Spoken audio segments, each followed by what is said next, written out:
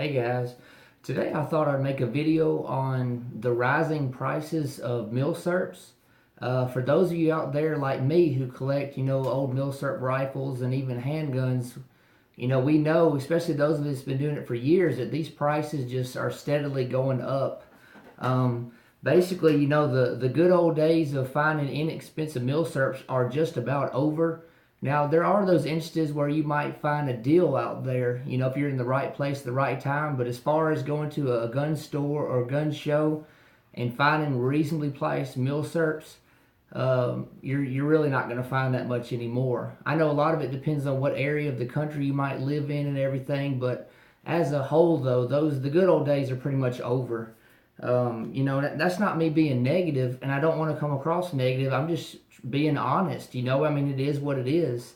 Like I said, the inexpensive days of rifles and handguns and even ammo, as far as the Milsurp stuff, it's just pretty much about over. It is what it is. It's unfortunate, but I just wanted to make this video and just kind of give y'all my opinion or insight on this, as far as where I'm at on my thoughts and everything. I've seen a lot of people on Facebook groups and other forums and stuff say that, people need to stop paying these outrageous prices that these people are asking at gun shows and gun stores, and that'll make the price come down. And well, yeah, it is. We don't need people out paying outrageous prices, of course, because that does hurt as far as those of us that collect, But realistically, we can't just go around sitting and waiting for months and years for people to stop paying high prices on firearms, in hopes that maybe one day down the road they'll be cheaper again. Because honestly, that's not going to happen. There's more people getting into the hobby, and a lot of people don't really research the value and what they should pay for something. They just see something that they've heard about, they've really wanted, and they just go for it a lot of times. And that's just unfortunate. That's just kind of how it is. What I would say is if there's a firearm that you're kind of on the fence about, and say it's maybe $25 or $40 or $50 more than you would really like to pay, realistically, I would tell you to go ahead and get it, especially if it would fill a hole in your collection, a missing piece, or, to your puzzle of your collection. I would just go ahead and pay an extra $25, $30, $40 for it. Nowadays, you might as well do that. And I'm not saying go out there and pay $100 or $200, $300, because that's not what I'm saying. No, that's outrageous. But like I said, if you're on the fence, if you're right there as far as buying it or not, even if you got to eat ramen noodles and peanut butter sandwiches for a couple days or something, honestly, I would just go ahead and do it now. Now, a few years back, I wouldn't do that, but there's several firearms I'd like to have, and honestly, I've got a dollar amount in my mind of what I'd like to pay for it. But if I found one and it was just slightly above where I was at, I would just go ahead and pay the extra money. That way I have it. You know what I mean? Because a lot of these are getting harder to find.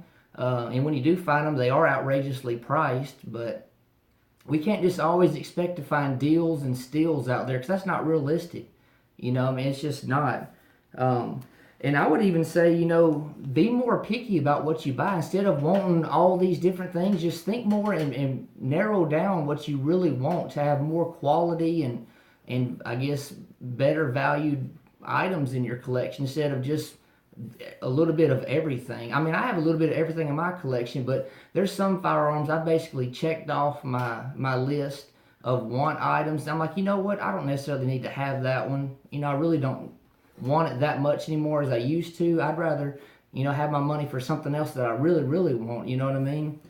And like I said, I don't want to come across as being negative. I'm really positive, upbeat guy. I'm just giving you my point of view, and everybody's got an opinion. You know what I mean? But I know some of you might disagree with me. That's okay. Everybody's entitled to their opinion, but I just don't want people to continue to keep thinking that these prices are going to come down, because they're not. It's just how it is. You know what I mean? There's the days of $80 Mosins are never coming back. The days of $150, $200 Enfields in original configuration are not coming back. But like I said, there are going to be some deals found randomly out there in the world where people do find them. But as far as a whole, you walk into a gun store, gun show, find a wall full of Mosins for $100, or a wall full of Enfields or Japanese air sockets for $150 or $200 in original configuration, it's over with. The days of $300 and $400 M1 Grands, that's over with. I mean, it just is what it is, you know.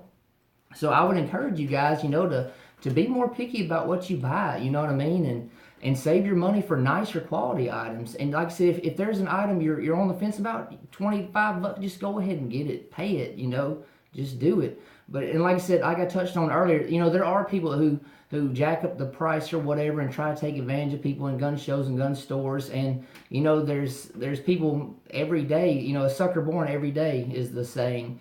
And I mean, I would not go out there and pay $300 or $500 more for a rifle or Milsurp that I knew the actual value of, the going rate. I wouldn't do that. That's not what I'm saying. But I mean, like I said, if you're right there, if it's just slightly above where you're at, I mean, what's another $20 or $30 or $40? You know what I mean? I would just say go ahead and get it, you know, instead of hoping for months or weeks or years down the road. Man, maybe, you know, like say your budget's $300 and you find a gun that you want for $330 or $340. Instead of waiting another 10 years to find one for $300, why not pay the extra little bit of money and just go ahead and get it? Because that's basically where we're at nowadays. I mean, it is what it is. I mean, another thing I would say is stock up on ammo while you can, because ammo prices are going up.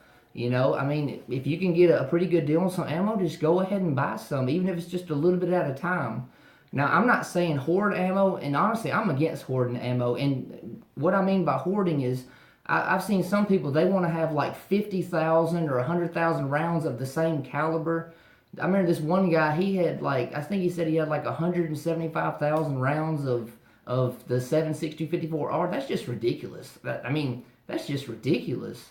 You know, and I mean, honestly, as far as where I'm at, I want to be fair with the next guy.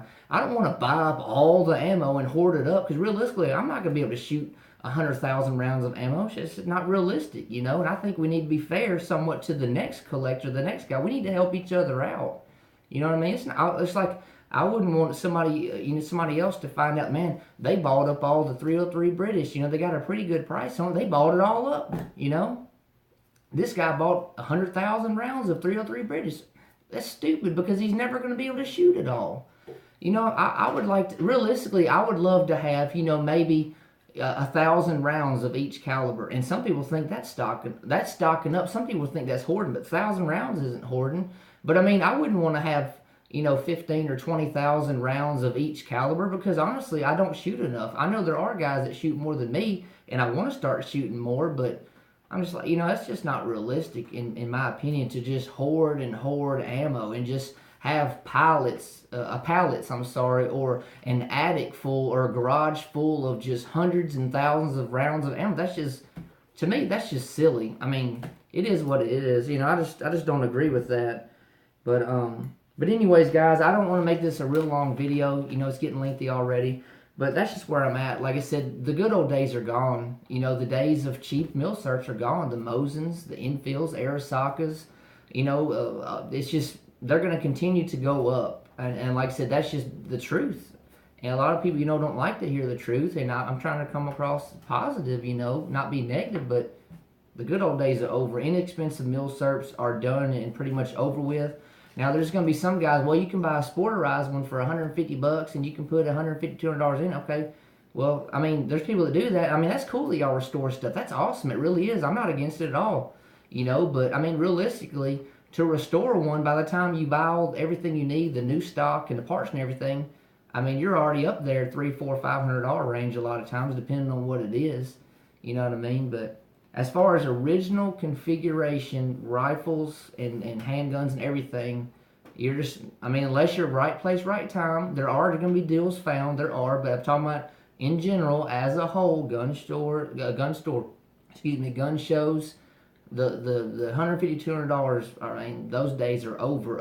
I'm talking about of walking in every gun store and seeing racks of really good price Milsurps. As far as going into a gun show and just table after table after table of $150, $200 nice rifles, I mean, it's just over. I mean, those days are not coming back. And we can't keep putting the blame, I say, on all these people who walk in and want to pay a little bit of extra money for a rifle that they really want, because that's I mean, I don't think that's fair. That's right.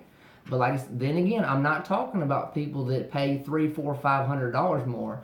I'm talking about a guy who really wants something, and he pays, say the market value of an infield is $300, and this guy really wants one, and he sees one that he wants, the model he's been looking for $325 or $340, and he goes ahead and buys it. We can't blame him for the cost of rifles going up. I mean, that's just not realistic. But then again, if you got a guy who wants the $300 infield and he pays $600 for an average one, now that's different. But anyways, guys, I'm not trying to rant or anything. I'm just trying to give you some pointers out there. Let's support each other. Let's help each other out. In any way that we can, share information and knowledge or whatever. Be encouraging to others. And it'll go far, in the end. I always say, do unto others as you would have them do unto you. Be nice to people, you know what I mean? And let's help each other out, let's support each other. But anyways, guys, as always, thank you so much for watching. Please like, comment, share, and subscribe. Thank you.